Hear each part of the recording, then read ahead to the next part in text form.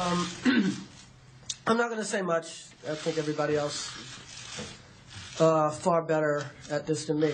I am just here to support the President of the United States.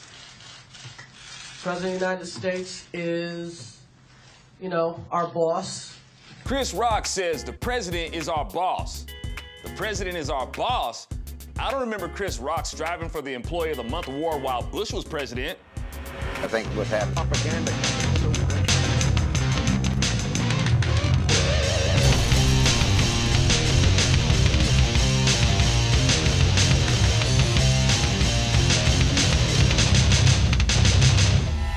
Oh, and the brilliance didn't stop there.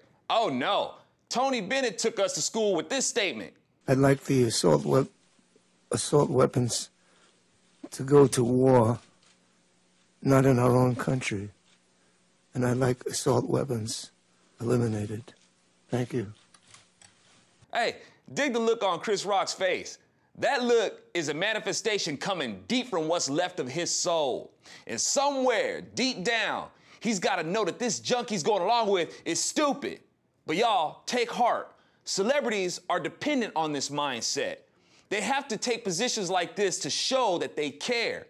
They have to look like they're still down to earth and that they still care about people. They want their sponsors and their fans' patronage. They have to keep that image. But to the people they patronize, many of them aren't dependent on maintaining such an image. So when you tell them really simple things like banning guns or putting more restrictions on them will not stop criminals from getting guns because the very nature of a criminal is to do unlawful things, they're not as apt to resist that logic. They don't have to save face and have to concede in the public eye. They don't have that big celebrity ego to shatter. A lot of people aren't hardwired liberal, but they're always exposed to the influence of hardwired liberals. Now, y'all, as I've said before, to be a liberal includes taking gross liberties with the Constitution. When you're liberal with your interpretation of the Constitution, you end up reading things like the Second Amendment like this. A well-regulated militia being necessary to the security of a free state, the right of the people to keep and bear arms shall not be infringed. To a liberal, they interpret well-regulated in terms of how much regulations there should be placed. They see the word well in terms of amount, like well-funded, well-equipped, well-endowed. So a liberal interprets well-regulated militia as how much oversight the government will have over the militia and the individual's right to defend themselves. So for them, well-regulated means more regulations, more laws, etc. But when you're conservative with your interpretation of the Constitution, you read well-regulated in terms of quality, not quantity.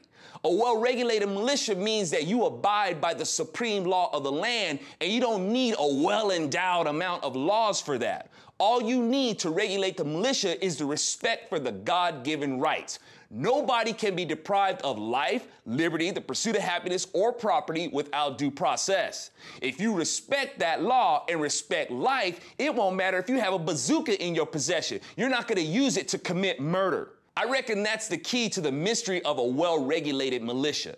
See, a conservative knows that it doesn't make sense for a militia to be regulated by the very faction that could subjugate them. Hello? And you liberals can yammer all you want about where that comma is placed. The consent of the governed, Chris Rock.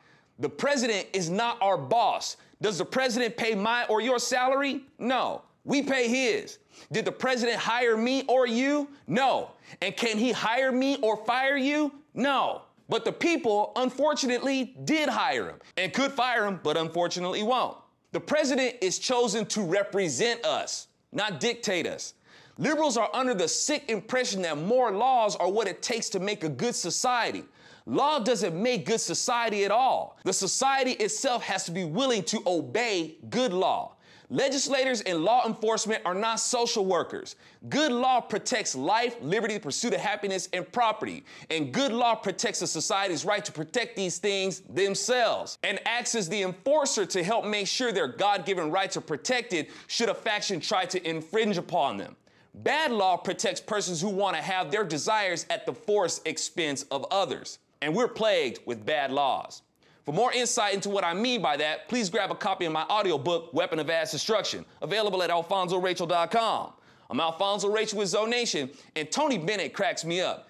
He says, make drugs legal, but ban guns. So when a person gets strung out on this new level of availability to drugs and has to resort to crime to feed his habit, it's gonna suck not having guns for protection from people like this.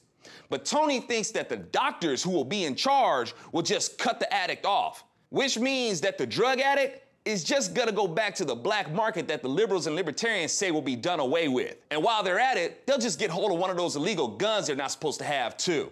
Why? Because they don't care about themselves, they don't care about others, and they don't care about your laws. And you don't teach that with law. Those lessons begin with the nuclear family that you liberal Democrats have worked to ruin. He's gotta know that this junk he's going along with is stupid.